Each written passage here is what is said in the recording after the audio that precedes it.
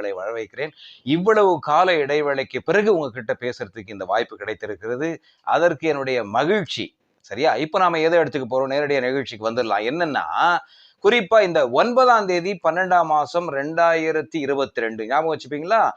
9/12/2022 அந்த 9ஆம் மாசம் 9ஆம் தேதி டிசம்பர் மாசத்துல 2022ல ஒரு சம்பவம் நடக்குது. ரொம்ப மகிழ்ச்சிக்குரிய சம்பவம். அது என்னன்னா, சென்னையில இருக்கிற தமிழ்நாடு தொடக்க கல்வி இயக்குனர் இருக்கிறார் பாருங்க. அவர் ஒரு செயல்முறைகள் மூலமாக ஒரு உத்தரவு பிறப்பிக்கிறார். ஞாபகம் வச்சுங்க. 9/12/2022 அந்த செயல்முறை மூலமா பிறப்பிக்கப்படுகிற உத்தரவு. அது ப்ரொசீடிங்ஸ்ன்னு சொல்லுவாங்க. உங்களுக்கு அது தெரியும் இல்லையா?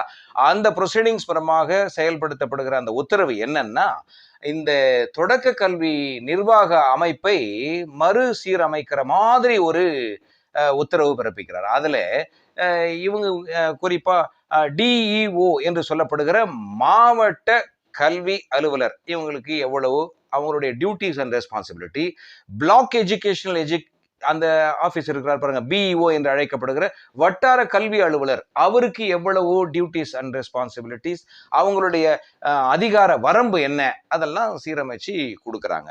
இப்ப ஏன் இதை பேசுறேன்? 2022ல கொண்டு வந்ததை பத்தி இப்ப ஏன் பேசுறேன்? இன்றைக்கு இந்த வெளியிடுவதற்காக பதிவு செய்யப்படுகிற நாள் என்னன்னா, இன்னைக்கு 19ஆம் தேதி பிப்ரவரி மாசம் 2026ல இதை பதிவு செய்கிறேன். அதை ஏன் ரெஃபரன்ஸா நான் காட்ட வேண்டிய சூழல் ஏற்பட்டதுன்னா, ஒரு குறிப்பிட்ட மாவட்டத்திலே ஒரு குறிப்பிட்ட பிளாக்ல அந்த பிஇஓ ஆபீஸ் இருக்குதுன்னா, பிளாக் எஜுகேஷனல் ஆபீசர்ஸ், அந்த அவங்களுடைய வட்டார கல்வி அலுவலகத்தை சார்ந்த ஒரு வட்டார கல்வி அலுவலர், அவருக்கு உண்மையாவே இந்த விதிகள் தெரியவில்லையா, அல்லது தெரிந்திருந்தே வேண்டுமென்றே இப்படிப்பட்ட பிழைகளை அல்லது தவறுகளை அவர் செய்கிறாரா என்பதை நாம தெளிவுபடுத்தணும். இதன் மூலமா அவர் தன்னை சரிப்படுத்திக் கொள்வார் அல்லது நெறிப்படுத்திக் கொள்வார் என்கிற நம்பிக்கையின் அடிப்படையில இதை வெளியிடுகிறோம்.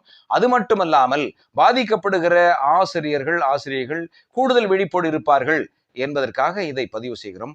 அந்த குறிப்பிட்ட நாள்ல இப்ப சமீபமா 2026ல மே மாதம், வரப்போகிற மே மாதம் ஒருத்தர் ஓய்வு பெற இருக்கிறார். ஓய்வு பெற இருக்கிறார்னா என்ன?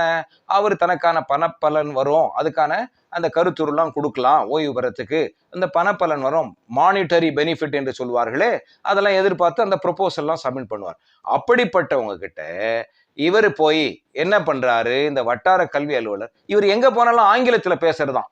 ஏன் ஆங்கிலத்துல பேசுறது ஒரு மிகப்பெரிய திறமையா? அது என்ன அது? அவர் கேட்கிற கேள்வி, ஆசிரியர்கள்கிட்ட போய் கேட்கிற கேள்வி ஒண்ணு மட்டும் சொல்லிடுறேன். You are a certified teacher. சொல்றது ஆசிரியர்கள், you are a certified teacher but you are not a qualified டீச்சர்னு சொல்றாரு. என்ன அர்த்தம் இது? இதன் பொருள் என்ன? உங்களுக்கு ஆசிரியர்னு சான்று மட்டும்தான் இருக்குதே, அதுக்கான தகுதி இல்லைன்னு இவர் யார் சொல்றதுக்கு? அப்புறம் போயிட்டு இலக்கணம் கேட்கறது, இலக்கியம் கேட்கறது. உங்களை யார் அவன் டிஆர்பி எழுதி பாஸ் பண்ணி உட்கார்ந்துகிட்டு இருக்கிறான், சர்டிபிகேட் வெரிஃபிகேஷன்லாம் முடிச்சுட்டு வந்து உன்னை ஆசிரியர்களுடைய அறிவை பரிசோதிப்பதற்கு உனக்கு உத்தரவு கொடுத்தது யார்? அது அப்படி ஒண்ணும் இல்லையே. அப்படியே கேட்டாலும் நட்பு ரீதியா நீங்க மாணவர்கள் முன்னிலையில கேட்க வேண்டிய அவசியம் இல்லை இல்லையா? இழிவுபடுத்த வேண்டிய செயல்ல அப்படிப்பட்டவர் என்ன பண்ணாரு? அந்த பிளாக் எஜுகேஷனல் ஆபீசர் பிஓ என்ன பண்ணாரு?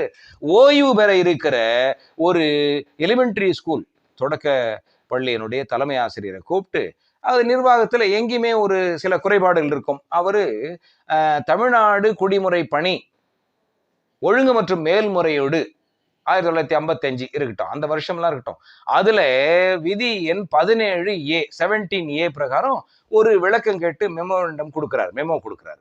என்ன கொடுக்கணும்? 3 நாளைக்குள்ள விளக்கம் கொடு. எத்தனைக்கு? 15-20 கேள்விகள் கேட்கிறாரு குற்றச்சாட்டு சொல்லி. 3 நாளைக்குள்ள விளக்கம் கொடு அப்படின்னு கேட்கிறாரு. எப்படிங்க இது சரி இது தெரிஞ்சே செய்யறாரா? விதி தெரிஞ்சே, அல்லது தெரிஞ்சே செய்யப்பட்டிருந்தாலும் கூட அவருக்கு அந்த விதி தெரியல, அவரை மன்னிச்சிடலாம். தெரிஞ்சே செஞ்சா வேணும்னே செய்யறான்னு அர்த்தம். அதுக்கடுத்து இவர் கொடுக்குறாரு விளக்கம். அது உங்க விளக்கம் திருப்தி இல்லை. யாரு? ஓய்வு பெற இருக்கிறவர்.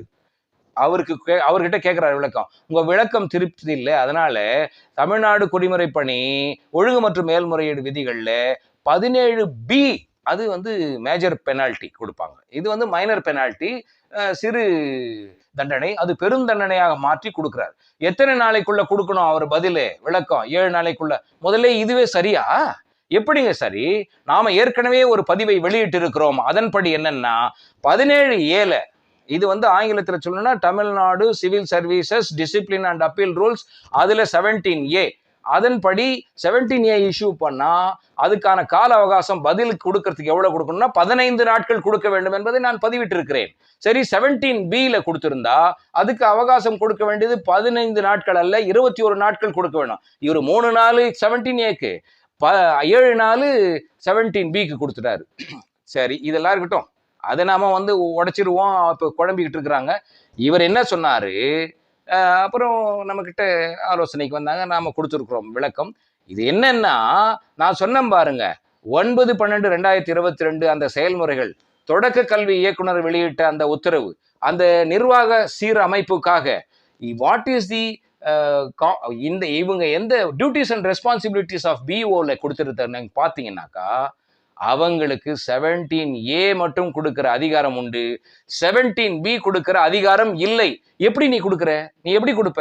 அதனால நீங்க உங்களுக்கு அதிகாரம் இல்லையே, எப்படி கொடுத்தீங்க? எந்த உத்தரவு சொல்லுது, எந்த அரசாணை சொல்லுகிறது என்பதுக்கு நாம அப்படி கேட்டிருக்கிறோம். விளக்கம் கொடுக்கறதுக்கு நீங்க கொடுங்க அப்படின்னு சொல்லிட்டு 3 நாள்ல எப்படி 17Aக்கு பதில் கொடுக்கணும்? சரி, 17Bக்கு ஏன் 7 நாள்?